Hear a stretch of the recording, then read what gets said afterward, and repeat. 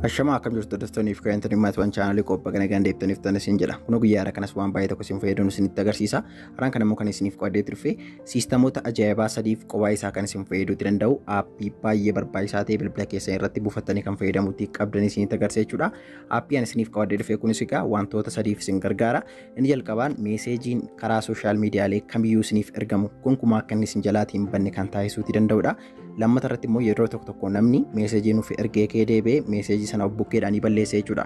Kanaaf appilikeeshinii kana yoo kan fayyadamtan ta'e namni kamiyyuu meeseejii isiniif ergee kee deebi'ee bukkeedhaan yoo balleesse isin bukkeedhaan akka hin banne gonkumaa akka inni dileetii hin taane gochuutiin ni dandeessu jechuudha.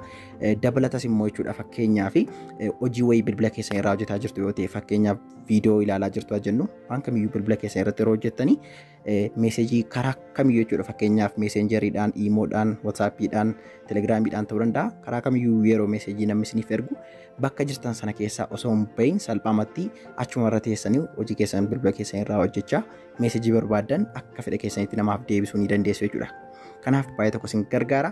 Akkuma gartan egaa hunda isaa iddoo tokkotti walitti isiniif fidee gatii kaa'uu fi meeseejiin keessanii wal isin dha'u bakka tokkodhaa dhuftanii kan meesenjerii kan waatsaappii jettanii adda adda baastanii salphaamatti aappii tokkoon to'achuuti isin dandeessa jechuudha. Kana malee waa hedduudhaaf isin fayyada. Hanga xumuraatti na waliin ta'uu danda'a. Tokkoon tokko isaa kan isin agarsiisuudha. Itti fayyadamni isaa immoo baay'ee tokko salphaadha. Amma ni eegalla.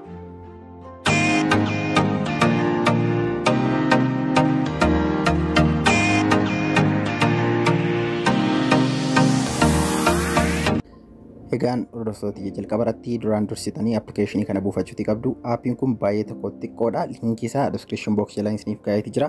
Kanaaf viidiyoo koo yeroo ilaaltan yeroo kamittiyyuu barreeffama sanarra yoo tuqxan akka kanatti appilikeeshiniin gadi isiniif baay'ee jechuudha. Kanaaf egaa aappii as tuqaa buufadhaa kan jedhu linkii jalqabaa kana al tokkootiif ni tuqxu. Saniin booda garni isin geessu weebsaayitii kiyyarra jechuudha. Haala gartan kanaatiin kanaaf egaa addaan akka dhuftaniin haala kanaatiin gadi siqxu jechuudha. Scrollii gadi gootu bakka kanarratti egaa viidiyoodhaanis barreeffama afaan oromoodhaanis ingiliffaanis odeeffannoo guutuudha jedhee wanta yaade waan isin barbaachisu addaan irra isiniif nan kaa'e jechuudha. Kanaaf ilaaluutii dubbisuu ni dandeessu. Dhumarratti immoo dhuftanii mallattoo daawunloodii ishee kanarra yoo tuqxanii qaxxitaa pileestoorii irra isin keessa daayirektii bilbila keessanitti gadi buufachuutii ni dandeessu jechuudha. Hedduu tokko salphaadha weebsaayitii koorraa gadi buufachuuni. Kanaaf linkii isaa description box jalaatii argattuun isin jedha appilikeeshinii kana. Kanaaf amma gaa ni eegallaa. Itti fayyadamni isaa hedduu tokko salphaadha. Jalqabanii bantu kunoo akka kanatti isin bana next ni gootu ammas next ni gootu. Keessoon isaallee baay'ee tokko kan miidhagudha jechuudha. Kun akkuma agartan iddoo kanarra isin fida.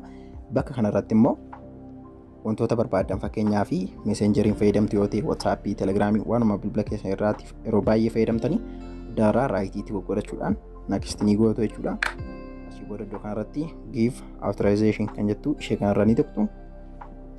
Saniin booda iddoo kanarraati aappicha ilaaluun halluu gochuudhaan kun akkuma agartan hojii akka inni isiniif eegalu gochuu ni dandeessu jechuudha. Kun akkuma agartan keessoon isaa baay'ee tokko miidhagaa kan ta'ee fi kan namatti toludha. Akka agartan kanatti egaa jalqaba isiniif banaa. Iddoo kanarratti akkuma agartan harka mirgaatti akkana yoo daddabarsitan waatsaappii, meesenjerii, vaayibarii, telegiraamii jechaa isinitti agarsiisaati adeema jechuudha hanga iimootti. Kana egaa iddoo kanarratti kun maal agarsiisa yoo jettanii fakkeenyaaf meesenjerii irraatii yoo meeseejiin isiniif ergame addana fidee isiniif kaa'e jechuudha. Kanaaf meeseejii kamirraa naaf ergame kan jedhu adda baafachuu ni dandeessu jechuudha. Fakkeenyaaf namni waatsaappii irraa yoo isiniif erge kun addana jala fidee isiniif kaa'a. Meeseejii sana namni bukkeedhaa namni isiniif erge sun bukkeedhaa yoo balleessillee isin bukkeedhaa hin badu jechuudha. Addana jala dhufeetu isiniif ta'a jechuudha. Telegiraamii dabalatee, iimoo dabalatee hunda saaraayyuu siistamoo tokkoon isiniif hojjete jechuudha. Inni kan biraan immoo baabil chaattii kan jedhamu amma fakkeenyaaf meesenjerii irraa yeroo nama wajjin ergaa garaagaraa fayyadamtanii dhufee bakka kanarra isiniif ni seena jechuudha. Akkuma beektanii dhufee akka kanatti isiniif seena. Kanaaf wanti isin gootan daayirektii iddoo kanarra kottaatii mallattoo tuqaa sadii gubbaa kanarraa tuqaatii chat heads kan jedhu oonii godhadha. Saniin booda yeroo kamittiyyuu meeseejiin isiniif ergamu salphaamatti akkuma agartan egaa yeroo meeseejiin social media le kamarraa isiniif ergamu akkanatti isiniif baasa jechuudha. Mallattoo kana isiniif fida.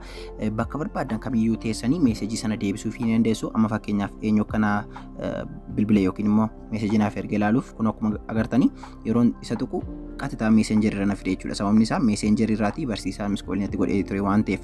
Kanaaf egaa salphaamatti addarra taa'ee meesejii sana deebisuu fi ni danda'a. Wanta naasa'uu wanta isaa wajjin dubbadhu hundumaa addarra kuusee naaf kaa'e jechuudha. Baay'ee tokko ajaa'ibadha.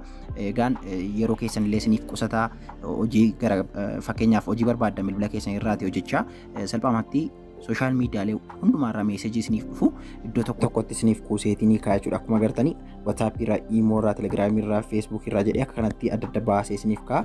Dabalatas immoo yeroo namni meesejii isiniif ergu meesejii isiniif ergame sana abaluun sun dubbisuuf dhiisuu keessaan osoo inni adda hin baafatin yookiin osoo inni isin irratti hin beekin salphaamatti wanta isiniif erge sana ilaaluudhaan dubbisuu ni dandeessu jechuudha. Yookiin immoo meesejii barbaadan sana illee deebisuu fi ni dandeessu. Kanaaf egaa namni illee akkasiin meesejii sana dubbistaniif dhiistanii isin irratti hin baru online staatasii keessan isiniif ni dhoksa jechuudha. Baay'ee tokko isin fayyada. Aappiin kun sirnaan itti fayyadamnaan gaan addumarra teessan illee riiplay gochuu fi ni dandeessu jechuudha. Imo irraa, WhatsApp irraa, Telegram irraa kan isiniif ergamu.